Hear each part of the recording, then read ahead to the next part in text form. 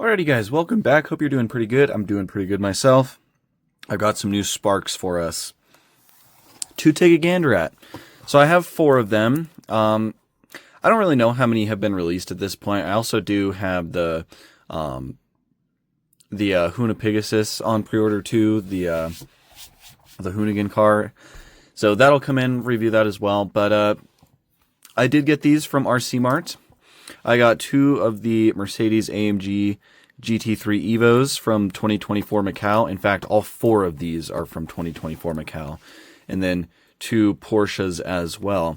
And I've really been looking forward to getting my hands on some of these new Spark models because they've kind of rebranded their 164 line. They are no longer Sparky. They're no longer Sparky, they are just Spark.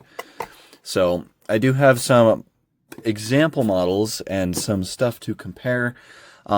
Just off of first looks, me kind of taking a peek at them in the packaging, I'm a little worried. Well, not worried. I don't know that these are worth it. I don't know that the upgrade was enough. So I'll go ahead and start getting them opened up. They still use this really like tough, brittle plastic wrap, but I guess that doesn't matter. Anyways, so yeah, for those of you that don't know, I'll say it again. Spark has pretty much done like a rebrand, and all the models they sell are just under Spark now. There's no more Sparky or anything. And with this rebrand, they were supposed to kind of make all their models more cohesive with their brand image, I guess. And in doing that, the 164 models have seen an upgrade in the amount of detail they have. So they have some extra stuff. It doesn't look like as much extra stuff as I thought it was going to be. So that's why this is going to be so interesting to take a look at. But we'll compare it to a couple Tarmac Work Hobby 64s. And then I don't really have a ton of stuff to compare these to as far as old Spark releases. I don't have any old Spark releases for these castings or anything similar because Sparky's quality has never really been good enough for me to want to collect modern race cars. Old race cars, like these Porsche 956s in the background, I do collect those. I do have a handful of them, but like modern race cars, the biggest thing that turned me off from them was that they didn't have tire printing, which I feel like at this price point and in 2026 is just a must-have. So anyways, here is this one right here. This is the Porsche 911 GT3R 992 from Macau, Absolute Racing. These are all licensed, so here's the Porsche licensing for the Porsches, then the Mercedes licensing for those, and then there's the UPC right there. It looks like they kind of restarted a number scheme with this new Spark brand. So 64, obviously 64 scale, S is for Spark, and then 037. So this is the 37th release, although it's probably not actually number 37 yet. Here's this other Porsche. This is number 39. Again, Porsche 911 GT3R 992 from Macau, Schumacher. Very cool. And then the Mercedes. This one's actually Spark themed, which is kind of cool. This is number 36. And then this one right here, the one that won it, I believe this is the one that won it. Yeah, this is the one that won it. This is number, okay, so this one's a little bit different. 64 MC 2024. So must be like a little bit of a different SKU for the winning car, I guess. Anyways, packaging is actually the same as all their other acrylic models, even from when they were still Sparky. As you can see, same acrylic and same cardboard sleeve. Well, actually, no, it is different. So instead of having the sides closed off in cardboard, they are now open, which is kind of more cohesive with a lot of other premium brands. So a little bit of a packaging difference there. But there's the difference between the bottoms. A little bit different, I guess, maybe, depending on the product. Like I said, the only ones that I have in acrylics from Sparky are these 956s, and they're all the same. So, and then they also did a bunch of boxed products like these. So anyways, let's go ahead and get these all out of their cardboards. They've all got pretty nice packaging. We've got like nice card art on the back and like cohesive packaging, similar to what you'd see on like Tarmac Works. And then just a simple acrylic. The bases are angled, which I actually do kind of like. It makes it look pretty nice. And then, okay, I guess they don't use screws. They just have these little twist things. So you just turn it 90 degrees and the car comes off.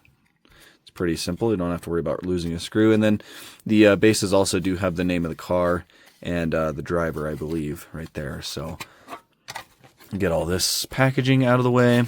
Here's the one for the black and gold Porsche. Looks pretty cool. I do like how easy these are to take off the bases, though. And it seems to hold them on the base pretty tightly. I think Spark's been doing that for quite a while, so I don't really think that's anything particularly new, but I do like it.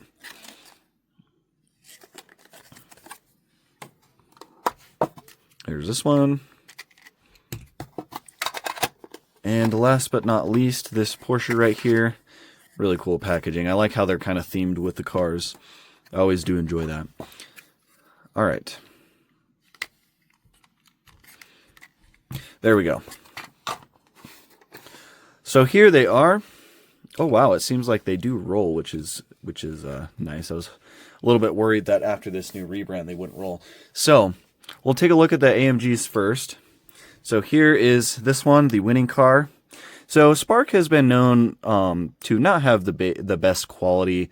I would even, like their Sparky lines and whatnot, I would even say a lot of them have worse quality than Tarmac Works, but that completely changes once you get into their 143 and 118 scale stuff. Their quality is actually really good. Their 164 stuff has always just been kind of weak, but it looks like they're trying to up the quality now, and it definitely does reflect to me just looking at this one. So these do have metal bases, which I think a lot of Sparks do. Like, for example, I have this Porsche 911 GT1 Evo right here, and this one does have a metal base. Obviously no tire printing, which is something that they have upgraded now. So yeah, metal bases, which is very nice to see. It does tell you what the name of the car is, and then it's got the little slot right there for that little pin. These are riveted, so these are just, you won't be able to take these apart. Again, I'm not sure if all Sparkies are like this, but it looks like this GT1 was screws. So this one, and I assume all four of these are rivets. Yes, it looks like they are. So that's kind of interesting. You don't typically see that on premium diecast. But rivets, so you're not going to be able to take this apart unless you drill it, which I don't know that I'd recommend. But yeah, the wheels are a big upgrade. You have really nice tire printing. They are rubber tires, of course.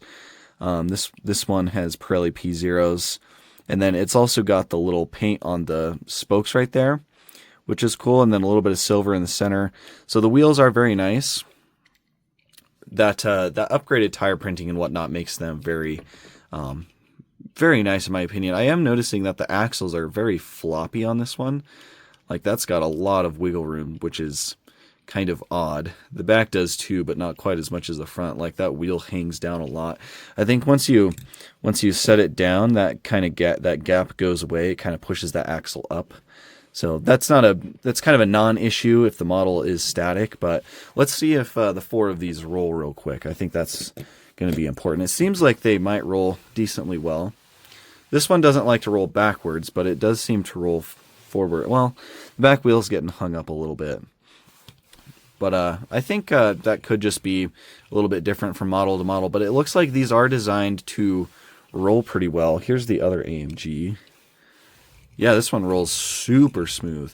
So yeah, it looks like all these are going to roll, which I know is going to be a big plus for a lot of people. And I don't know if a lot of the old ones rolled or not. Again, I don't have a big sample size. These 911 GT1s do for sure. Yep, Porsches roll. That is good. Last but not least, this one right here. Yep, roll very nicely. So that is good. But one of the big problems I kind of have is that they do not have brake details, which at this price point I think is a bit of a shame, especially because I don't know if I mentioned it. Hopefully I did, but these are at Tarmac Works Hobby 64 price points. I paid $22 each for these four on RC Mart. Typically, RC Mart sells Hobby 64s anywhere from like $19.50 up to sometimes like $22 or $23, depending on what it is. So these are pretty much the exact Hobby 64 price point. So not having brake details is a bit of a shame. And another thing that it lacks for this price point compared to Tarmac Works is they do not have metal wing supports. So here's the Tarmac Works version of this. You can see photo etched metal wing support, which is really nice, and then those brake details in there. So it, yeah, I don't know. And then one of the other huge issues I have with these is that they have painted taillights. So you can see on the Tarmac Works, it's got nice acrylic and then a bunch of really cool LED detail behind it. These ones, it's all just painted on. So I'm not a big fan of that. At this price point, I think acrylic parts are kind of a must. So there's, between those three things, the brake details, the wing supports are kind of like a nitpick, but the main issue is the brake details and the painted taillights are, it's kind of a big flop at this price point. I think the only time I could recommend buying these 164 Sparks now is if it's something that another brand is not going to make. Obviously, if they make this and Mini GT doesn't, then obviously I think this could be a good option. But at the same time, I think these are kind of just Mini GT quality. I don't really see anything extra here that makes them compared to Tarmac Works, or even Trends Hobby looks to have better detail for a cheaper price. If these were around the $15 to $18 price point, I'd say that these are phenomenal buys and that the detail is quite nice for that price range. But for the price, I don't think these are worth it unless it's a car that you really, really want that no one else is doing. Here's the other one.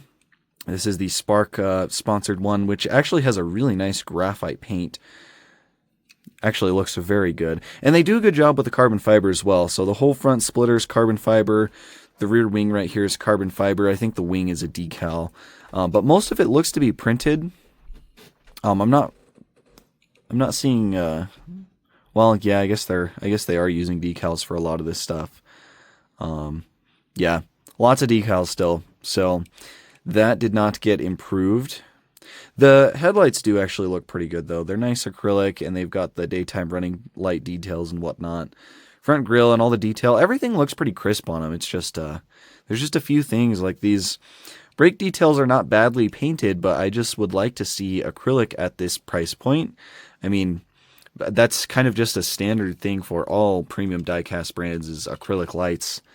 But, yeah, and I don't know if that's a nitpick. I don't know if a lot of you guys would feel that same way, but they are actually quite nice looking. Like, if you don't really look at them too closely, they are very nice models, but $22 just feels a bit steep for them.